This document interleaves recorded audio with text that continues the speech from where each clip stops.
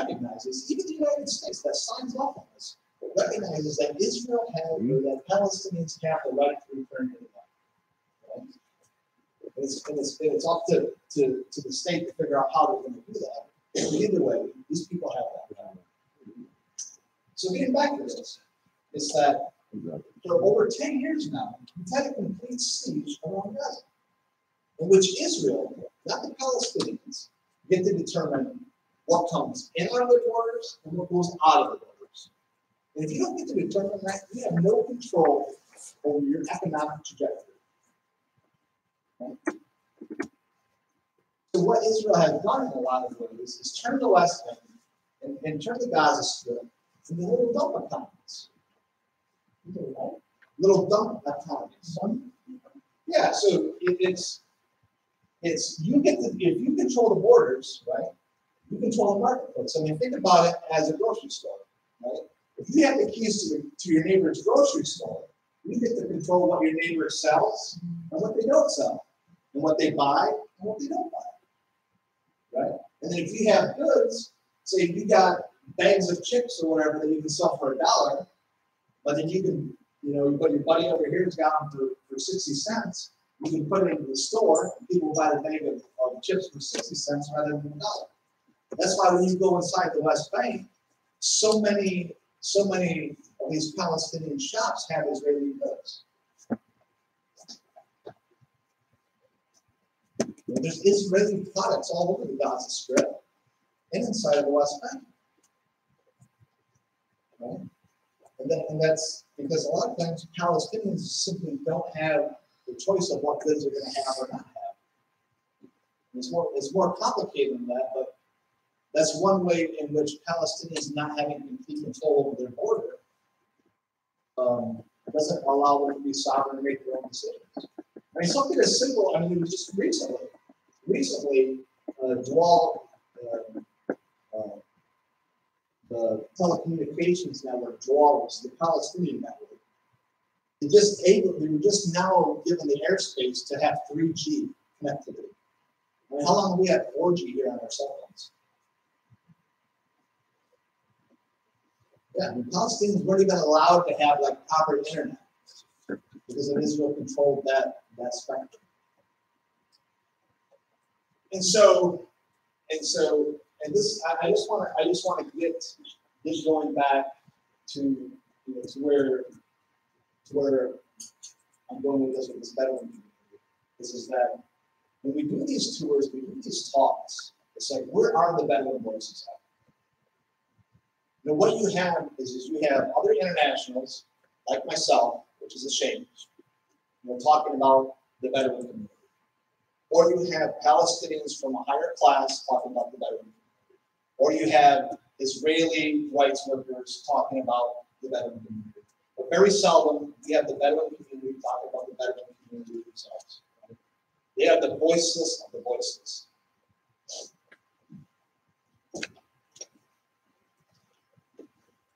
Bear with me as I try to find this map.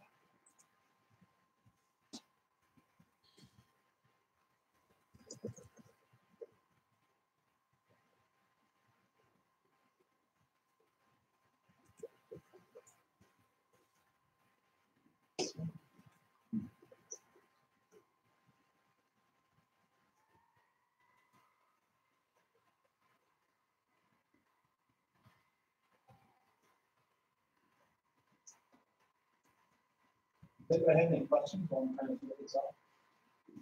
That's a lot. Yeah, can we have one just to kind of like beat up the awkward silence? What did you study in Central Michigan? Yeah, the first thing I was studying was psychology. Yeah. So is this an election through a church?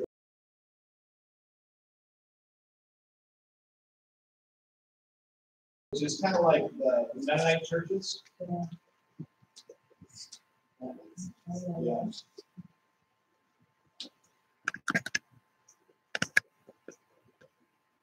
Are they involved in this? The Church of the Brethren? It's really interesting. So, I had just bought this today because of the library that there's supposed to be 3 historical Peace churches: the Mennonites, the Quakers, and the Church of the Brethren. Okay. Yeah. And so growing up, I was raised with the idea that all war was sin. Okay. That was like part of my creed. And so even though that the church got me started in this, right, I am not allowed to go back to talk to Sheriff about that. No. I think it's a lot of different dynamics, to be honest with you. I think part of it, to be fair, I think part of it is my position on the conflict. I think the church also knows where I stand about our congregation being open and affirming, which means, do I need to explain what open and affirming means? But if you're an open and affirming Christian church, that means that you don't discriminate against sexual preferences, okay, or sexual identities or gender identities. That all people are able to come into that space, regardless of who they're in love with or how they identify, and they can be a pastor or enjoy communion or whatever. And so I think part of why I'm not being invited into that space to talk is also because of my position. I believe that my church should be open and going back to the Gaza Strip, you said it's surrounded by Israel, but is it not bordering in the south? Is it not bordering on Egypt? Yeah, that's true. That's a good point to bring out, actually. And I think that's kind of the interesting thing that I think for a lot of years would always make me upset when we would frame this conflict as the Israeli-Arab conflict, because it definitely hasn't been the case in which Arab states has been sympathetic to all the Palestinians. A lot of times, you see it with the Democratic Party, right? Like the Democratic Party will use, people of color during their political campaigns, but when it's time to show up to deliver, they simply don't. And so you see it, in Egypt, and in Jordan, and in Lebanon, and in Iran. Iran don't care about the Palestinian people. For them, it's a political game. They give a little bit of money here or there or whatever. But you saw Black September with in Jordan, and how many Palestinians were killed in the refugee camps there, right?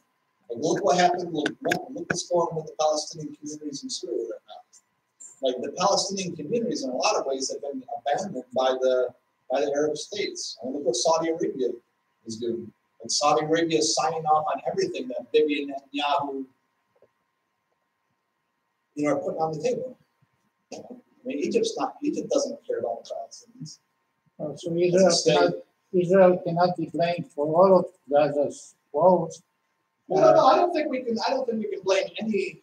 And I think that's what this conversation demands is that we're all to play. Even Cody Rourke plays a role in this. You play a role in this. Hamas plays a role in this. Bibi plays a role in this. These Israeli organizations that are doing good work, like B'Tselem, ACRI, my father-in-law Jeff Helper, he plays a role in this. We all are accountable in this conflict, and I think that's what we have to change the narrative from, rather than this simple notion that this is, Palestinians on this side and Israelis on this side, right? And we're all just butting heads, because it's not always the case that narrative. It's just lazy analysis. I think what you said is right on.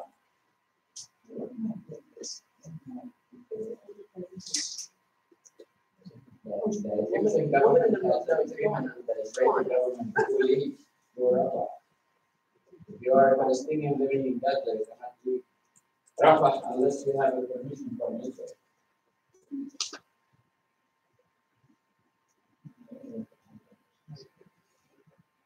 That's my ignorance, but did the British create the original partitions for the Israelis? They established Israel as a nation. Mr. Sykes and Mr. Pico. No, the French had nothing to do with it. It was Mr. Sykes and Mr. Pico, a Brit and a Frenchman. Sykes Pico. Okay. Why is that? When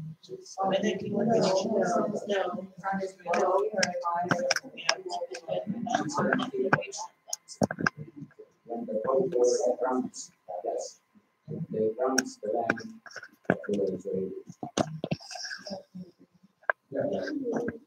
British promised a lot of things for a long time. Yeah. They didn't deliver anything.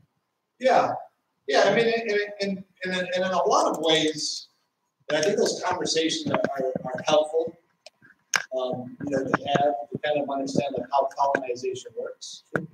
But at the end of the day, how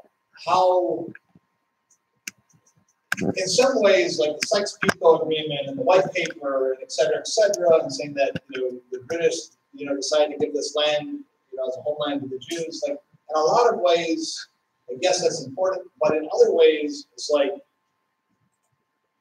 is having that understanding, how does that determine, our path forward to this piece, right? I don't know. Maybe it's something like, okay, the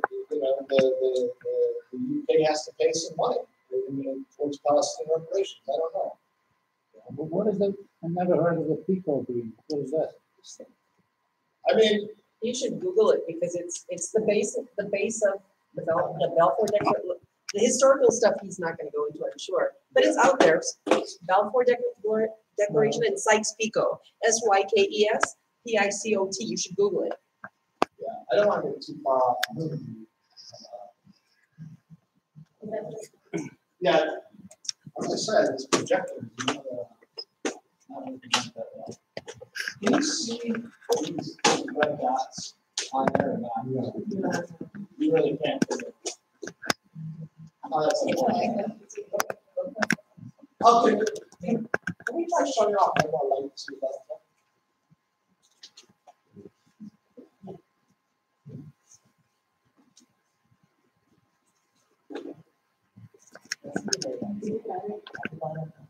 Yeah, you can kind of see. Yeah, shut that one off as well. How can you see?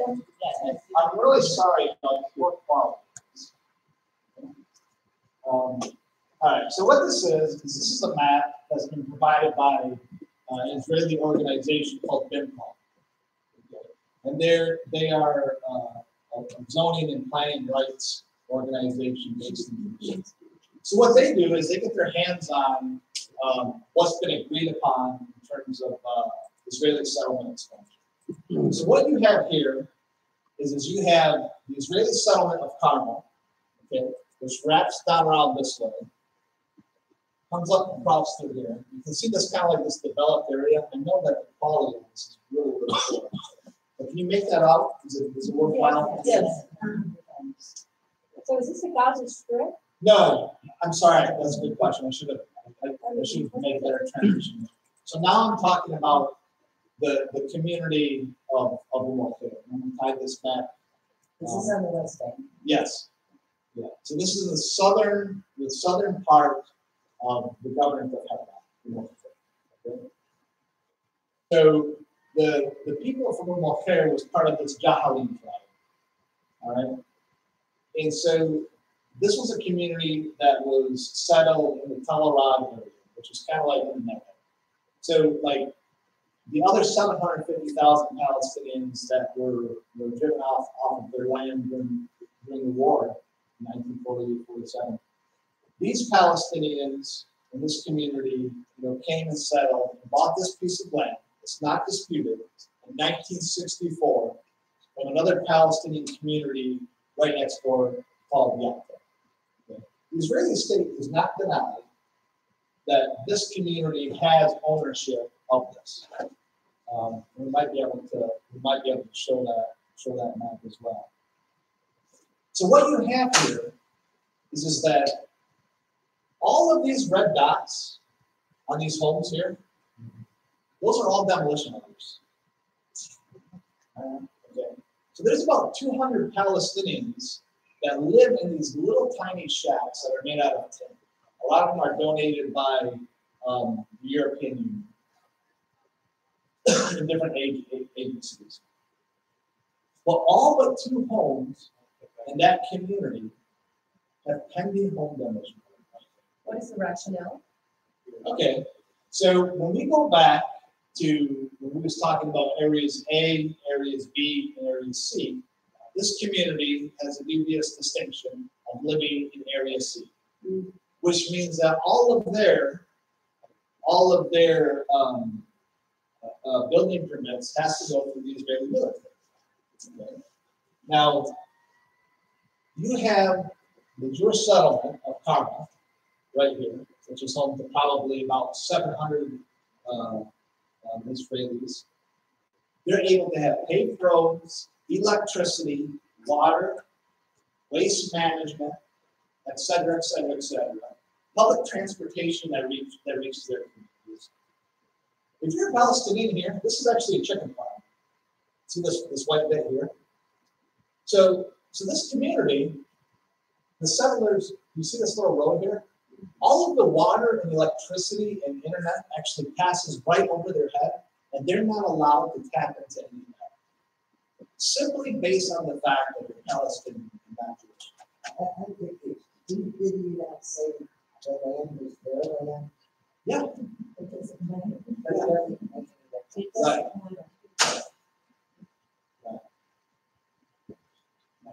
So there's a lot of people that aren't coming. So the point that I'm getting at is that what always makes the news. Right?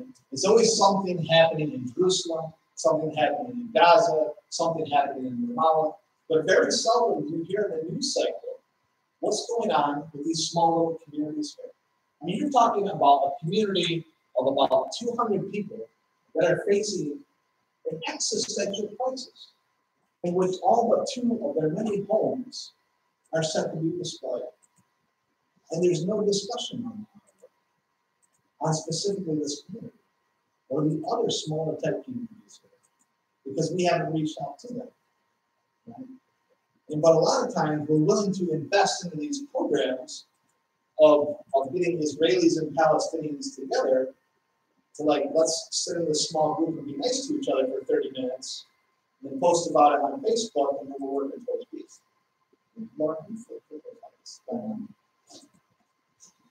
So that area that's enclosed, it's part of this, it's Israelis live there? Yeah. So this whole block here, this whole block here that I showed you, this is all an Israeli settlement. And you literally have homes right next to each other. And in fact, earlier last year, the Israeli settlers were throwing rocks on top of the tents and top of the homes. That's how close we are. So we were having an international stay in those Palestinian homes as Israeli settlers were throwing rocks. Is that where you live? No, I live in a little community called Beit Sahor. It's just outside of. I spent a lot of time in the mall area. And who was there first? Who built their homes there first? Yeah, I actually have an aerial map, but the map is so bad. Can't really. So the settler took land from the Palestinians. It shows the zoning. Yeah, so you have aerial footage. You have aerial footage. We have aerial footage of what that land looked like back in 1969. Right? Because the Israelis, they've been taking aerial shots of the West Bank for decades. So it's not like this. So what I'm getting at, this one is what I'm throwing out.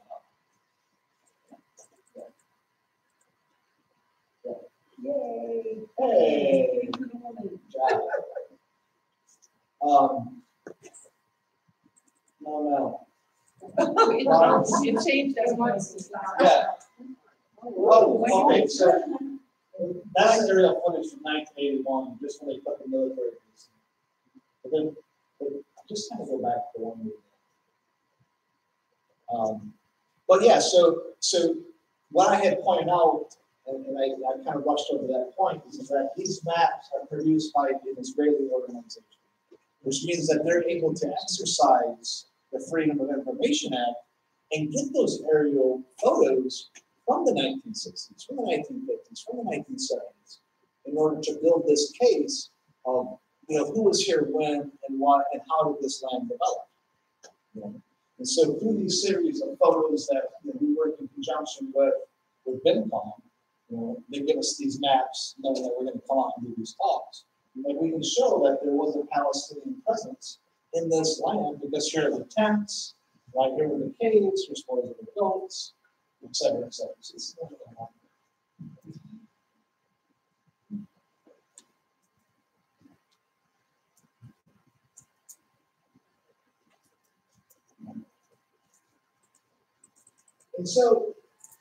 And so the communities that we saw that had all of those red dots were right in here. So this is the village of Seminole. This is kind of like something like a little valley that they just don't live in, but they still have a problem. So all of this blue line here, you see how all of this blue line is up here? That's settlement expansion that's been approved upon by the Israeli government. Right? And so when you think back and you see how this Israeli colony, this Jewish colony here in the West Bank, is set to completely encircle this village of Seminole. And then you also think to yourself, well, hold on a second. Aren't all of those homes slated to be destroyed? What's the connection there? Right? Right?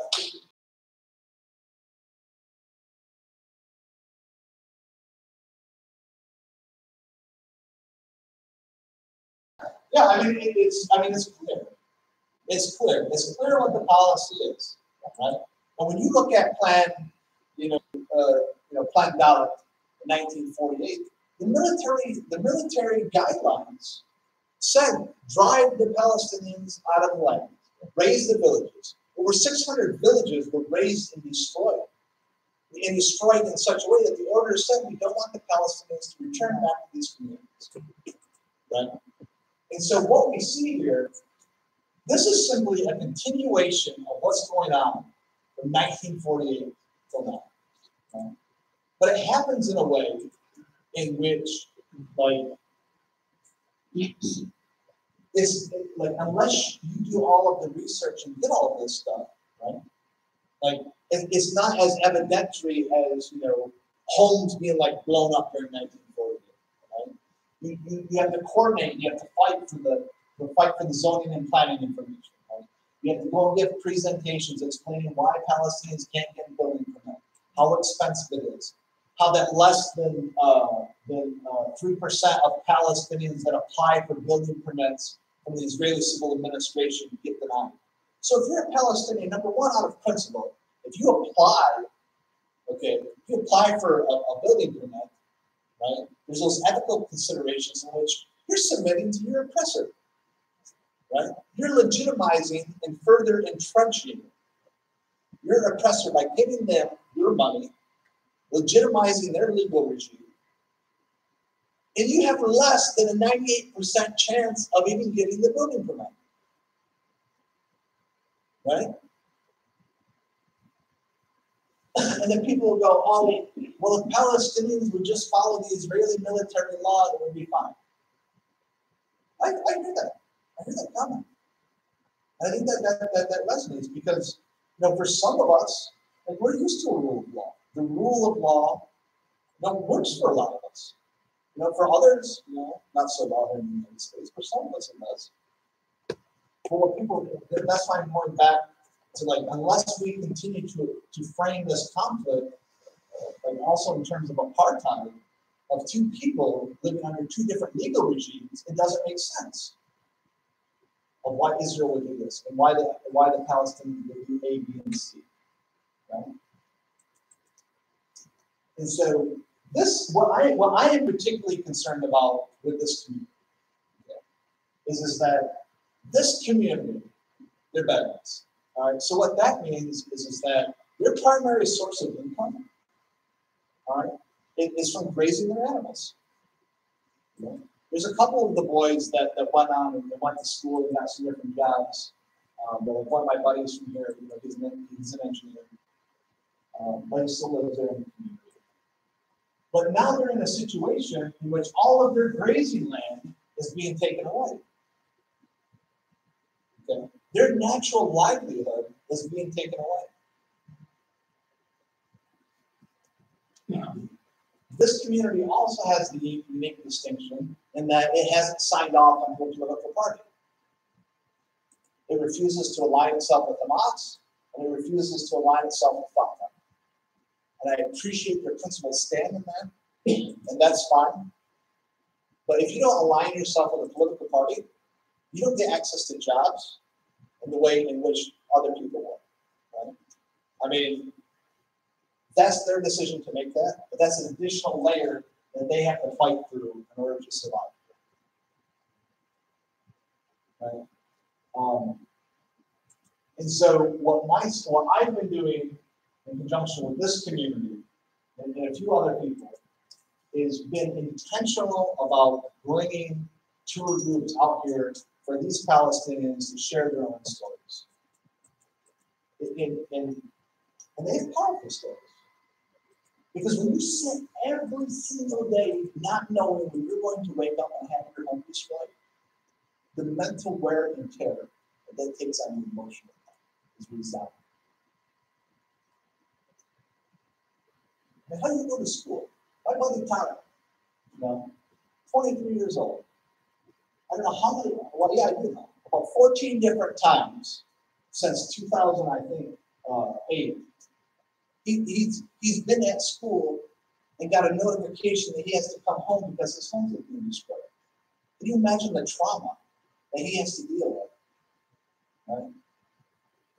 And I think that's that there's an additional layer of that stuff to talk about, right? Because at the beginning of my talk, right, I had talked about how we need to deal specifically with the different layers of anti-Semitism that runs through this movement because it exists. And it happens in various different levels, and it happens with me even, right? Just because of the fact that my son, is an Israeli Jew, that doesn't necessarily mean that I'm doing things all the right way, right? It doesn't exclude me. I can still say things and do stupid things. That's not helpful. Right? But what I can say is that I think there's a difference between the anger and some of the things that Palestinians say, because it's rooted in that trauma of having their homes destroyed, of having their brothers killed, of having their fathers being in prison by the Israeli state. That's that sort of xenophobia, that sort of anti-Semitism, that sort of racism. That's rooted in a different way, and that it is brought in and perpetuated by experiences that's rooted in trauma. Right? Whereas a lot of people, like in northern Michigan, where I'm from, like their racism is not rooted in trauma. They're just like white people that are just racist, right? And they're doing stupid things. But what you see, this is different.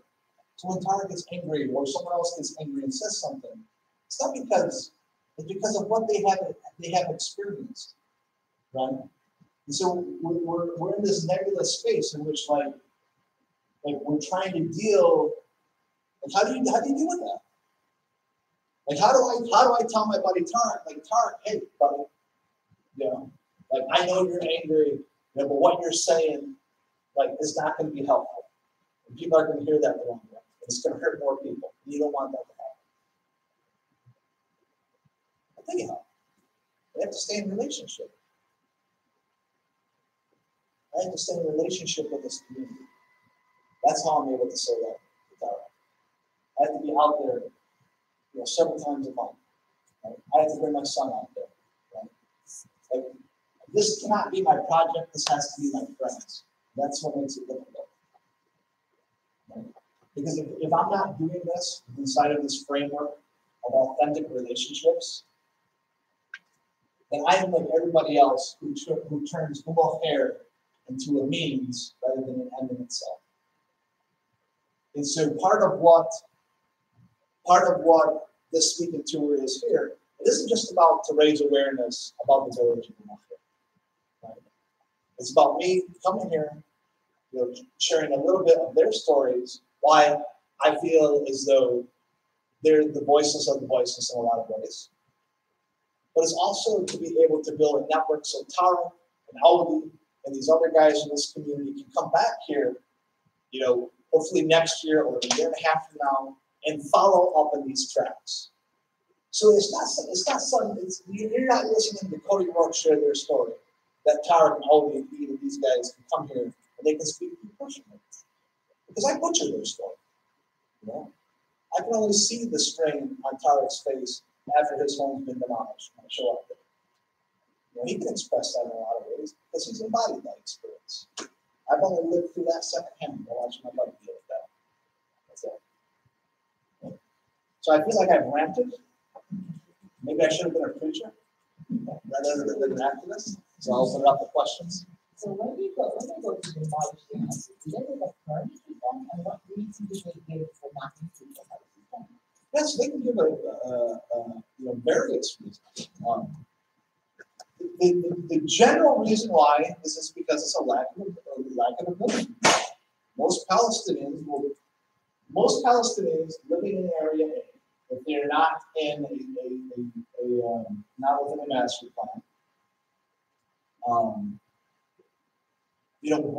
won't go through the expensive process of getting an Israeli building permit. Because your success rate is so low that you're already an impoverished community. You can't pay the additional administrative expenses to get that building permit. So in a lot of ways, it actually makes more economical sense to build a home and pray to whatever God lives out there that home stays up for a year or 2 years than to go through that expensive process of going through the building permit only to get denied.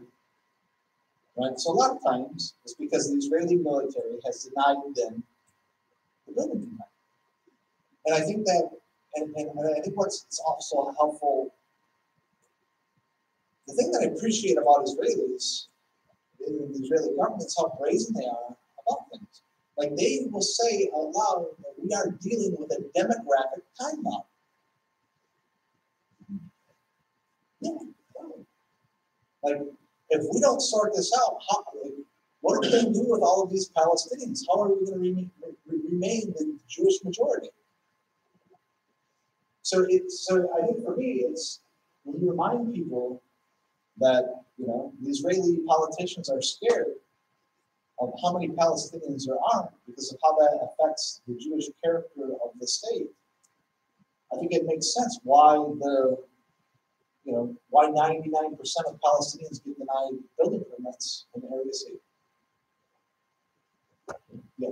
How does taxation enter into this? Like if you have a Israeli settler or something living next door to a Palestinian home, do they both have the same tax rates, or do they both pay the same taxes, or when you apply for permits and stuff, is it the same taxation plan? So that, like in this country, you say, well, hey, I'm a taxpayer. I'm entitled to the same thing as other taxpayers. No, because it's under two different regimes. So again, the Palestinians are governed in Area C, or in the West Bank. They're under Israeli military law, whereas Israeli settlers are under Israeli civil administration. Okay.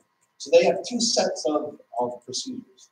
But a lot of times these settlements are actually subsidized, right?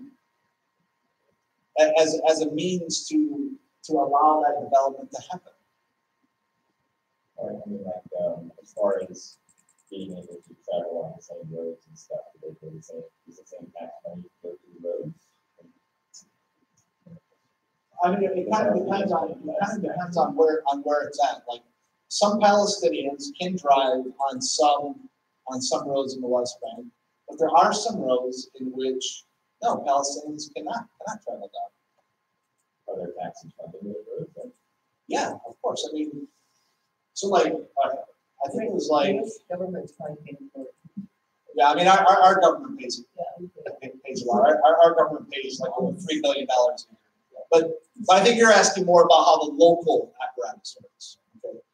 So Israel has set up a variety of mechanisms in order to extract money out of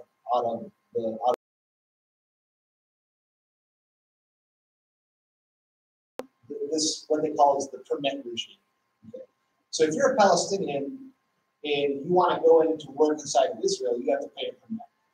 And those permits are like anywhere from like 2,000 shekels to like 4,000 shekels a month, which would be approximately $500 to like $1,000 roughly every month. And so Israel every year is able to extract all of this money, like millions and millions and millions of dollars, just by allowing Palestinians to come in and to work. Okay. And because of like the different ways in which labor laws applies to Palestinians from the West Bank as opposed to Israelis, right? They're able to capture those taxes from the exploitation of Palestinian bodies inside of Israel. And so then that tax money doesn't go back into the West Bank the way in which it should. Because there's a layer of this in which, since Israel is considered the occupying military, it's the occupying force. It's supposed to take care of the local population. When the United States invaded Iraq, we still had to make sure that schools were taken care of, that local roads were taken care of, and Israel still bears that same responsibility in the West Bank and in the Gaza Strip. But it's not living up to those expectations. Israel is the only country that denies that it